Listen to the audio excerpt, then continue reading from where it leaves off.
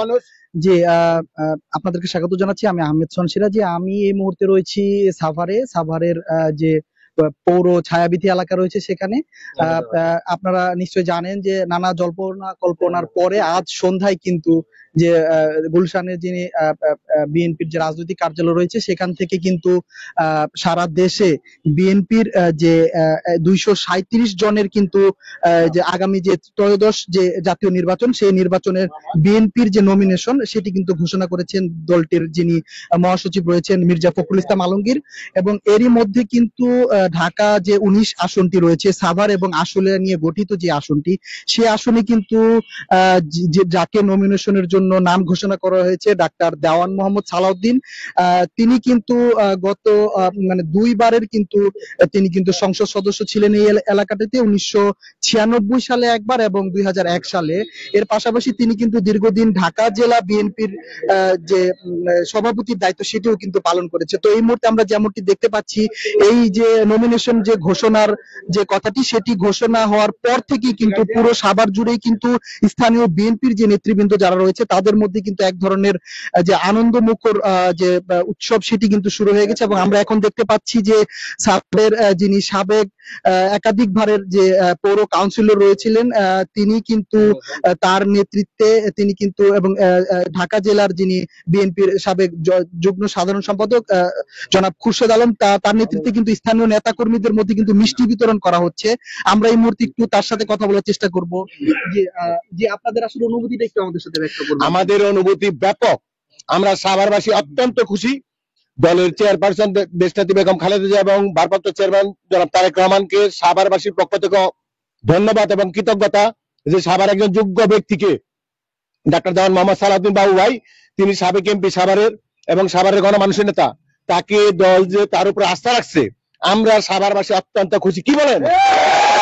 তারেক রহমানের সিদ্ধান্ত, খালেদা জিয়ার সিদ্ধান্ত, আমরা সাভারের মানুষ অত্যন্ত খুশি। আমরা আশা করি সাভার থেকে ডাক্তার দেওয়ান মোহাম্মদ সালাউদ্দিন বাবু ভাই কম পক্ষে 4 লক্ষ ভোটের ব্যবধানে সাভারে এমপি নির্বাচিত হবে।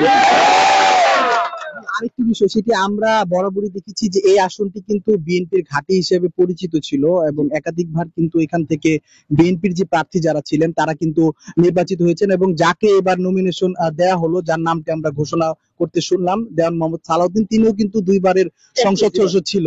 তো এবার তো আমরা দেখেছি যে এই মনোনয়ন ঘোষণার আগে অনেকেই কিন্তু আসলে মনোনয়নের দাবি নিয়ে আসলে মাঠ দাপিয়ে বেরিয়েছিলেন। তো এই যে মনোনয়ন ঘোষণার পর এই যে একটি আমরা কোন দলের কথা শুনতে পাচ্ছিলাম সেটি ভেঙে আপনারা আসলে কতটুকু সুসংগঠিত হতে পারবেন বলে মনে করছেন? বিএনপি একটি বড় দল, এই দলের যোগ্য প্রার্থী অনেকেই আছে, দল একটা সঠিক এবং সবচাইতে যে বেটার, সবচাইতে যে বেশি যোগ্য তারাই নমিনি করছে। আমাদের সাভারে বর্তমানে বিএনপির কোনো ঘোষণা নাই, গ্রুপিং নাই আজকে পর্যন্ত। আপনার সবাই আমরা একত্রিত এক প্ল্যাটফর্মে চলে আসছে। আগামীকাল দেখবেন যে আমরা সবাই একসাথে ডাক্তার দেওয়ান মোহাম্মদ সালাউদ্দিন বাবু ভাইয়ের পক্ষে মিছিল নেমে গেছে মাঠে। আচ্ছা, তাহলে আপনারা এবার তো নির্বাচনটি মানে বলা যায় দীর্ঘদিন পর আসলে একটি নির্বাচন মানে আয়োজন, সুষ্ঠু নির্বাচনের আশা করছে দেশবাসী, তাকিয়ে আছে, সবাই আসলে ভোট দেওয়ার জন্য মুখিয়ে আছে। একটি বিপ্লব পরবর্তী নতুন বাংলাদেশ আমরা দেখতে পাচ্ছি। তো এই বহুল আকাঙ্ক্ষিত যে এই যে নির্বাচন, সেই নির্বাচনে এবার সবাই বলছে যে আসলে এবার আসলে কোনো দলই কাউকেই আসলে ফেভারিট বলা যাচ্ছে না। তো সেই ক্ষেত্রে আপনারা বিএনপি আপনারা বলছেন আপনারা জয়ের ব্যাপারে আশাবাদী, আসলে এই আসনটিতে আপনারা জয়ের ব্যাপারে কতটুকু আশাবাদী? এই সাভার আসনে আমরা জয়ের ব্যাপারে 100%। এটা বিএনপির একটা ঘাঁটি এবং ডাক্তার সালাউদ্দিনের ঘাঁটি। এইখান থেকে বিএনপি কখনো যতবার নির্বাচন করছে সুষ্ঠু নির্বাচনে বিএনপি কে কখনো হারানো সম্ভব নাই। নিশ্চিত থাকেন এইখান থেকে ডাক্তার দেওয়ান মোহাম্মদ সালাউদ্দিন বাবু ভাই 4 লক্ষ ভোটের ব্যবধানে জিতবে।